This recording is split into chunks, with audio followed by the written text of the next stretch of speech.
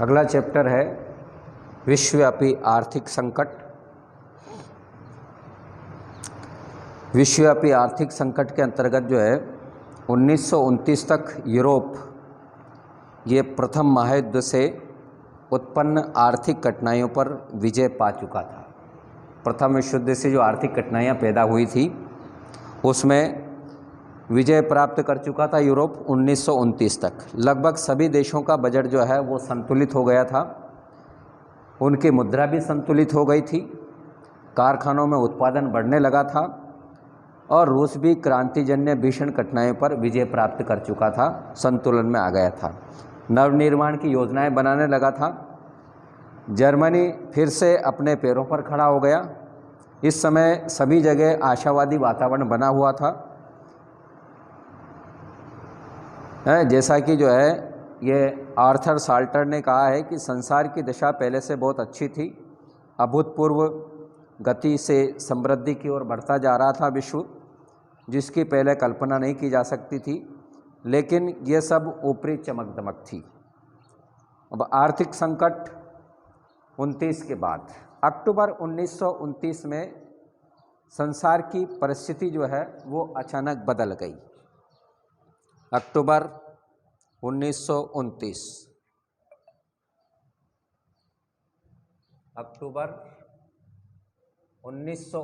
से संसार की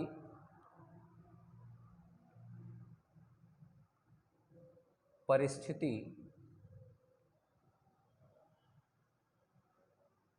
अचानक क्या हो गई, बदल गई। परिस्थिति अचानक बदल गई। संयुक्त राज्य अमेरिका के शेयर बाजार में इतनी जोरदार गिरावट आई। अब परिस्थिति क्या बदली? परिस्थिति ये बदली कि अमेरिका के शेयर बाजार में गिरावट, अमेरिका के शेयर बाजार में गिरावट आ गई।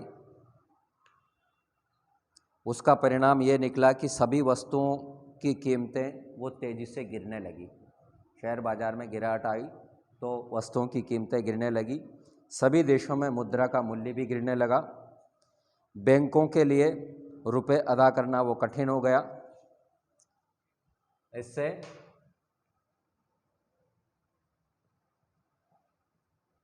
वस्तुओं की कीमतें गिरने लगी, साथ ही साथ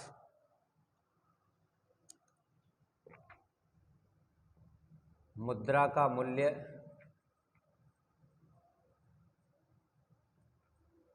कम होने लगा।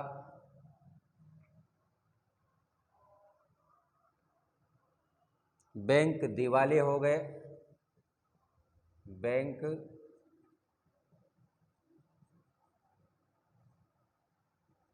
दिवालिया हो गए। उद्योग धंधे बंद हो गए। उद्योग धंधे बंद हो गए।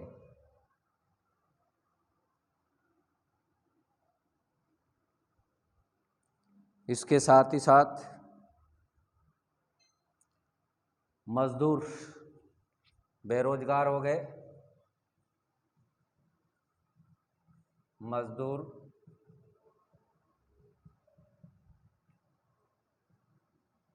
बेरोजगार हो गए। बड़े बड़े गोदामों के सामान में भरा पड़ा था सामान, लेकिन ग्राहकों का अभाव था। लोगों को सभी प्रकार के सामान की आवश्यकता थी, लेकिन उनके पास पैसा नहीं था। जनता की दयनीय आर्थिक स्थिति के कारण सरकारें पूरे कर भी वसूल नहीं कर पा रही थी। उनकी आय में भारी कमी आती गई। बजट असंतुलित हो गया। कनाडाई खेतों में अनाज और ब्राज़ील के खेतों में कहवा की उपज जलाई जाने लगी। इस भयंकर आर्थिक संकट ने संसार का व्यापार आधा कर दिया। और भीषण आर्थिक मंदी जो 1929 में शुरू हुई थी, 1931 में चरम सीमा पर पहुंच गई। भीषण आर्थिक मंदी, भीषण आर्थिक मंदी 1929 से 1931 तक चरम सीमा पर रही। काफ़ी उपचार के बाद 1934 तक उसका प्रभाव बना रहा। ये अभूतपूर्व घटना थी जिसने पूरे विश्व को, विशेष करके पश्चिमी संसार को बुरी तरह से डस लिया। ये इस प्रकार का आर्थिक संकट आया। अब ये जो आर्थिक संकट आया, इसके क्या कारण थे? आर्थिक संकट क्यों आया? आर्थिक संकट के कारण, ये तो था आर्थिक संकट। अब आर्थिक संकट के कारण,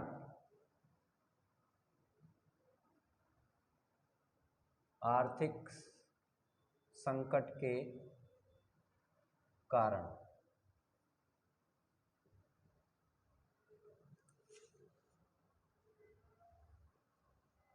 कारणों में पहला कारण रहा महायुद्ध से उत्पन्न परिस्थितियां।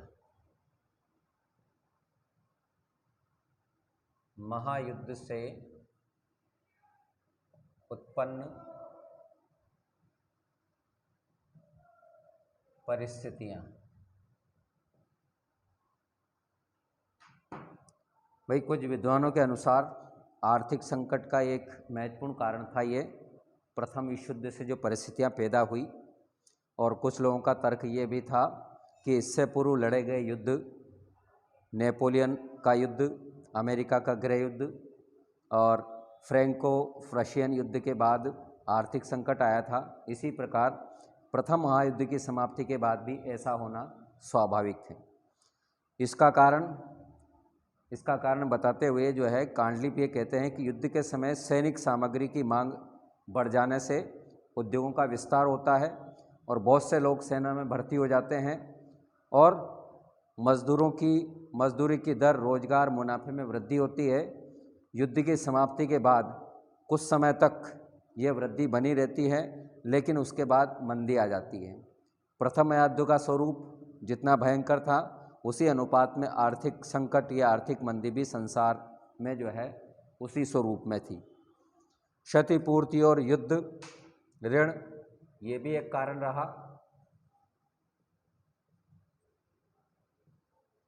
क्षतिपूर्ति और युद्ध ऋण,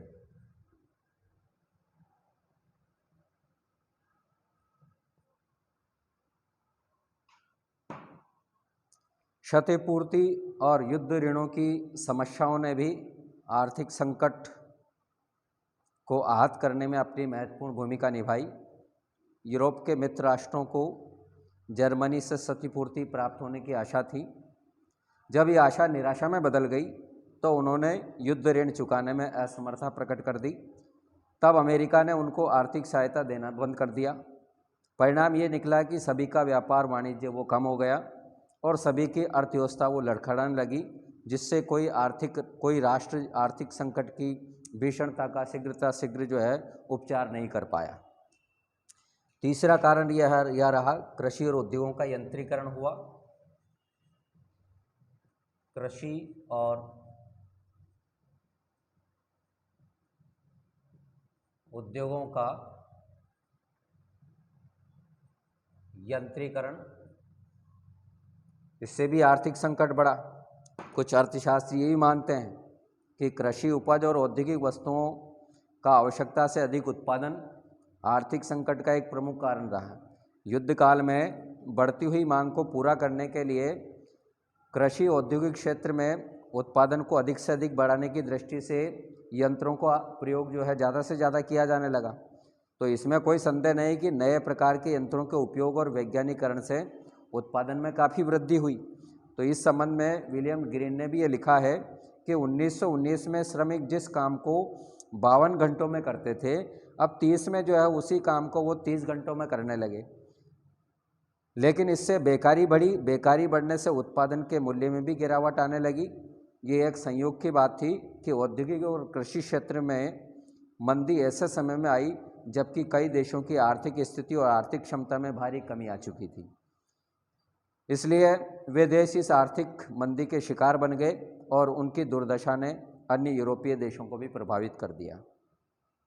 इसके साथ ही साथ उत्पादन की अधिकता और क्रय शक्ति में गिरावट, ये भी एक मुख्य कारण है।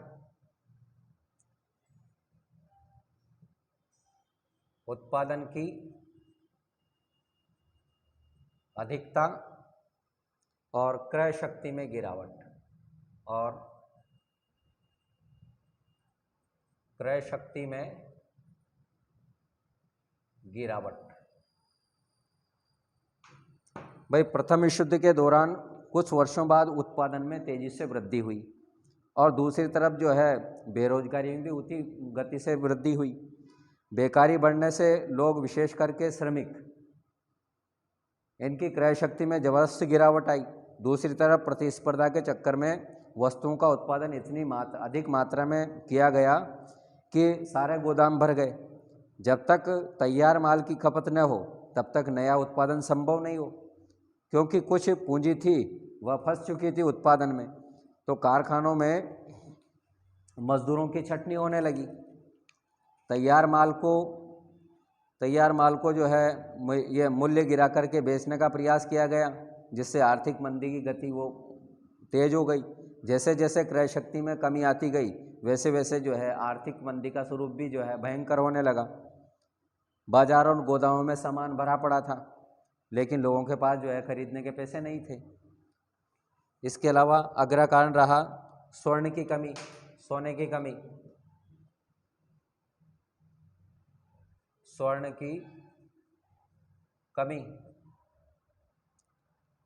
भाई अनेक अर्थशास्त्रियों का ये मानना रहा है कि विश्वव्यापी आर्थिक संकट का मुख्य कारण बहुत से देशों में सोने की कमी थी, क्योंकि युद्ध काल में अमेरिका ने अपने व्यापार वाणिज्य से काफ़ी मुनाफा कमाया और उसने अपने बाज़ारों से सामान खरीदने के लिए मित्र राष्ट्रों को कर्ज भी दिया। इस कर्ज की अदायगी अब सोने के रूप में हो रही थी। वैसे युद्ध काल में बहुत से देशों ने स्वर्ण मान का परित्याग कर दिया था, लेकिन 1923-24 की अव्याप्ति में अधिकांश देशों ने स्वर्ण मान को पुनः अपना लिया और क्षतिपूर्ति का अधिकांश भाग जो है फ्रांस को प्राप्त हो रहा था और अमेरिका को युद्ध ऋणों का। तो धीरे धीरे संसार का 60% सोना अमेरिका और फ्रांस में जमा हो गया। इससे संसार में सोने की कमी हो गई और सोने की कमी से विभिन्न राज्यों में स्वर्ण सिक्का का मूल्य बढ़ गया। दूसरी वस्तुओं की कीमतें गिर गई। इसका अंतर्राष्ट्रीय व्यापार पर घातक प्रभाव पड़ा। चांदी अत्यधिक परिणाम में होने से चीन और भारत जैसे देशों को, जहां सिक्के का आधार सोने की जगह चांदी था, खरीदने की ताकत कम हो गई। सारी कठिनाइयों की जड़ यही कमी थी। कुछ लोगों ने अति उत्पादन के कारण चांदी का मूल्य घट जाने को आर्थिक संकट के लिए उत्तरदायी माना। इसके अलावा आर्थिक राष्ट्रीयता, ये भी मुख्य कारण रहा। आर्थिक राष्ट्रीयता, कुछ लोगों की राय में संकुचित आर्थिक राष्ट्रीयता से भी इस आर्थिक संकट उत्तरदायी माना जाता है। महायुद्ध के बाद सभी देशों ने आर्थिक राष्ट्रीयता और आत्मनिर्भरता का मार्ग अपनाया और इस नीति के पीछे उनका मूल उद्देश्य यही था कि अपनी अपनी आर्थिक उन्नति की जाए। इसके लिए उन्होंने जो कदम उठाए वो काफ़ी संकीर्ण और स्वार्थपूर्ण थे। उन्होंने अपने देश में जो है बाहरी देशों से आने वाले माल पर बड़े बड़े सीमा शुल्क लगाए। विदेशों से आयात की मात्रा निश्चित कर दी गई और विदेशी वस्तुओं के स्थान पर स्वदेशी वस्तुओं के उपयोग में जोर दिया जाने लगा। नए नए आप्रवास नियंत्रण संबंधी कानून लागू कर दिए गए। विदेशी राज्यों के विरुद्ध अन्य कई प्रकार के आर्थिक पक्षपात की नीति अपनाई गई। इंग्लैंड, जो अभी तक जो है मुक्त व्यापार का समर्थक था, वे भी अपने राष्ट्रीय उद्योग की सुरक्षा की दृष्टि से संरक्षण की नीति अपनाने लगा था। संकुचित राष्ट्रीयता की भावना से जो नीतियां अपनाई गई, उसके फलस्वरूप क्या हुआ कि अंतर्राष्ट्रीय व्यापार पहले की तुलना में वो काफ़ी कम हो गया और इसका बुरा प्रभाव जो है उन देशों पर पड़ा जो क्षतिपूर्ति और युद्ध ऋणों की अदायगी कर रहे थे, क्योंकि उन्हें अनुकूल व्यापार अंतर की सख्त आवश्यकता थी। इसके अलावा वॉल स्ट्रीट संकट, वॉल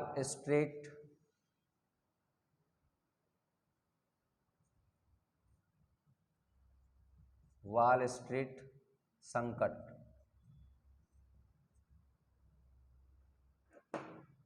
कुछ लोगों की राय में यह आर्थिक संकट की जो पृष्ठभूमि तैयार कर दी थी, इसमें अक्टूबर 1929 में अमेरिका का प्रसिद्ध जो शेयर जो बाजार था, वो शेयर बाजार का नाम है अमेरिका का वॉल स्ट्रीट। वॉल स्ट्रीट में अचानक जो है शेयरों का मूल्य वो 50 अरब डॉलर तक गिर गया। इस आर्थिक संकट का महत्वपूर्ण कारण बना और अमेरिका के अर्थ विशेषज्ञ प्रोफेसर ये फाकनर के अनुसार महायुद्ध के बाद अमेरिका की समृद्धि वो तेज़ी से बढ़ी, जिसने वहाँ के कई पूंजीपतियों में अपनी पूंजी सट्टे पर लगाने की प्रवृत्ति को बढ़ावा दिया। इससे शुरू में बहुत से लोगों को काफ़ी मुनाफा हुआ। फिर क्या था, लोगों ने जो है शेयर खरीदना शुरू कर दिए, होड़ मच गई शेयर खरीदने की, तो शेयरों की कीमतें 3 से लेकर 20 गुना बढ़ गई। लेकिन 21 अक्टूबर 1929 से अचानक शेयरों के भाव तेज़ी से गिरने लगे। अमेरिकन सरकार ने कुछ कदम भी उठाए, लेकिन वो कदम जो है काफ़ी नहीं थे। ऐसी स्थिति में अमेरिका ने यूरोपीय देशों को ऋण देना बंद कर दिया। इससे अनेक यूरोपीय राज्यों की अर्थव्यवस्था वो लड़खड़ा गई। इसका प्रभाव विश्व के अन्य भागों पर भी पड़ा। इस प्रकार के अमेरिका शेयर बाजार के पतन से आर्थिक संकट और व्यापक हो गया। इसके साथ ही साथ जो है अब आर्थिक संकट का प्रसार वो कहाँ पर हुआ, ये तो थे इसके कारण, आर्थिक संकट के कारण। उसके बाद इसका प्रसार आर्थिक संकट का विश्वव्यापी आर्थिक संकट का प्रसार आर्थिक संकट का प्रसार ये अमेरिका के द्वारा ऋण बंद की घोषणा कर दी, ऋण देने की, और उसके साथ ही साथ जो है यूरोपीय समृद्धि का जो स्रोत था वो सूख गया। पुनर्निर्माण की गति कम हो गई। यूरोपीय देशों को दोहरा संकट का सामना करना पड़ा। एक तरफ तो अमेरिका ने ऋण बंद कर दिया और दूसरी तरफ वस्तुओं की कीमतों में भी भारी कमी आ गई। इससे व्यापार कम हो गया। इसके अलावा उन्हें क्षतिपूर्ति और युद्ध ऋण का भुगतान वो सोने के रूप में करना पड़ा। इससे सोने की कमी हो गई और उनकी मुद्राओं का भार भी गिरने लगा। इसकी ऐसी परिस्थिति में जो है वो आर्थिक संकट की स्थिति और भी बिगड़ गई। 1930 में अमेरिका ने अपनी अर्थव्यवस्था को पुनः ठीक करने का प्रयास किया। भारी मात्रा में आयात कर लगा दिए। इससे यूरोपीय देशों का विदेशी व्यापार और भी कम हो गया। परिणाम ये निकला कि यूरोपीय राज्यों की अर्थव्यवस्था वो अस्त व्यस्त हो गई। पूंजी और मुद्रा की कमी से कारखाने वो बंद होने लगे, लाखों मजदूर बेरोजगार हो गए और अधिकांश राज्यों के बजट भी जो है वो असंतुलित हो गए। इस आर्थिक संकट के लक्षण का यह प्रथम लक्षण जो है जर्मनी में देखने को मिला। लेकिन आर्थिक संकट का पहला शिकार जो है वो ऑस्ट्रिया हुआ। 11 मई 1931 को लोगों को पता चला कि ऑस्ट्रिया का सबसे बड़ा गैर सरकारी बैंक ये क्रेडिट ऑनस्टॉट का दिवाला निकलने ही वाला है। इसका परिणाम यह निकला कि संपूर्ण मध्य यूरोपीय राज्यों की साख वो हिल गई और लोग ये मानने लगे कि इन राज्यों से अब ऋण की वापसी की आशा नहीं की जा सकती। इससे जर्मनी विशेष रूप से प्रभावित हुआ, क्योंकि वहाँ बैंक कारोबार पहले ही नाजुक स्थिति के दौर से गुजर रहा था। ऑस्ट्रिया की सरकार ने लोगों को सांत्वना देने के लिए एक आदेश भी जारी किया। बैंक के विदेशी दायित्वों का उत्तरदायित्व वह अपने ऊपर लेती है, लेकिन आर्थिक संकट इतना बड़ा था, भयंकर था कि सरकार के आश्वासन के बाद भी स्थिति में कोई सुधार नहीं हुआ। जर्मनी में तो लोगों में इतना अधिक भय व्याप्त हो गया कि केवल 3 सप्ताह में विदेशी पूंजीपतियों ने जर्मन राइख बैंक से 5 करोड़ पौंड मूल्य का अपना जमा सोना वो वापस निकाल लिया। विदेशी पूंजीपतियों की गतिविधियों का प्रभाव जर्मन साहूकारों पर भी पड़ा।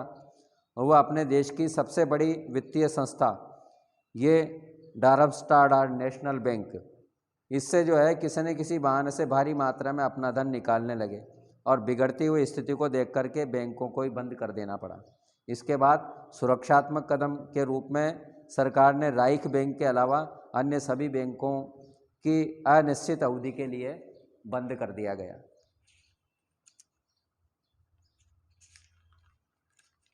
बैंकों के कारोबार के बंद होते ही आर्थिक संकट वो चरम पर पहुंच गया और लोगों में असंतोष बढ़ता गया। विशेष करके मध्यम वर्ग इससे बुरी तरह से प्रभावित हुआ। अब ऑस्ट्रिया और जर्मनी में बैंकों का फेल हो जाने का प्रभाव जो है ब्रिटेन पर भी पड़ा और वहाँ के लोग बैंक ऑफ इंग्लैंड से अपना धन निकालने लगे क्योंकि लोगों को बैंकों पर भरोसा नहीं रहा। जुलाई 1931 में बैंक ऑफ इंग्लैंड की स्थिति वो डामाडोल होने लगी।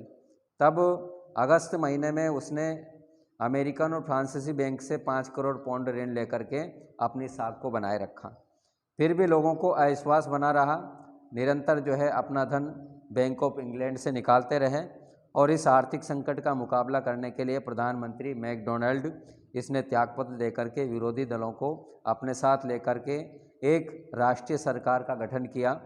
लेकिन लोगों का विश्वास वो दूर यह अविश्वास दूर नहीं हुआ। केवल 18 सितंबर 1931 के दिन ये 1,80,000 पाउंड की धनराशि ये बैंकों से वापस ले ली गई, 1,80,00,000, और विवश होकर के ब्रिटिश सरकार ने स्वर्ण मान का परित्याग करने की घोषणा कर दी। इससे पाउंड की विनिमय दर 1/4 कम हो गई। इससे इंग्लैंड को तो लाभ हुआ लेकिन अन्य यूरोपीय राज्यों पर इसका जो है वो गलत प्रभाव पड़ा।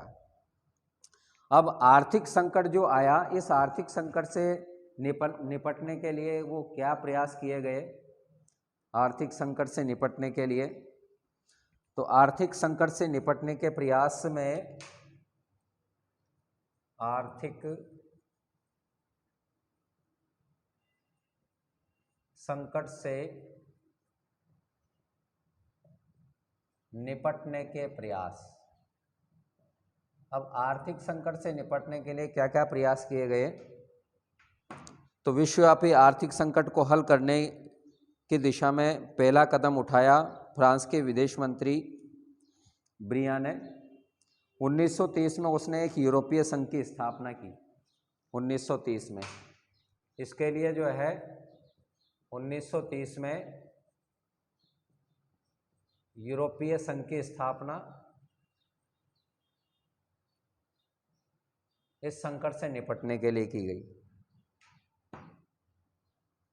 राष्ट्रसंघ ने उसके प्रस्तावों पर विचार करने के लिए एक समिति गठित की, जिसकी पहली बैठक जो है जनवरी 1931 में हुई। समिति ने व्यापारिक बाधाओं को दूर करने पर विचार किया, लेकिन उसे इस कदम में सफलता नहीं मिली। ऑस्ट्रिया ने भी क्षेत्रीय समझौतों का प्रस्ताव रखा। कुछ देशों ने इस संबंध में प्रयास भी किए गए, लेकिन कोई परिणाम नहीं निकला और मार्च 1931 में ऑस्ट्रिया और जर्मनी ने सीमा शुल्क संघ बनाए जाने के लिए समझौता कर लिया। लेकिन फ्रांस, इटली आदि ने जो है इसका विरोध किया और इसके कारण जो है संघ की योजना वो कार्यान्वित नहीं हो पाई। और ऐसा करना जो है ये वर्साई की संधि के भी अनुकूल नहीं था, इसलिए इसका विरोध किया गया। और अंत में जो है राष्ट्रसंघ के तत्वाधान में एक सम्मेलन बुलाने का निश्चय किया गया और यह सम्मेलन हुआ जून 1933 में लोसान में, जिसमें अमेरिका के प्रतिनिधियों ने भाग लिया। सम्मेलन में 2 प्रमुख समस्याओं पर विचार किया गया। पहली समस्या एक तो क्षतिपूर्ति की थी और दूसरी जो है युद्ध ऋण से संबंधित थी।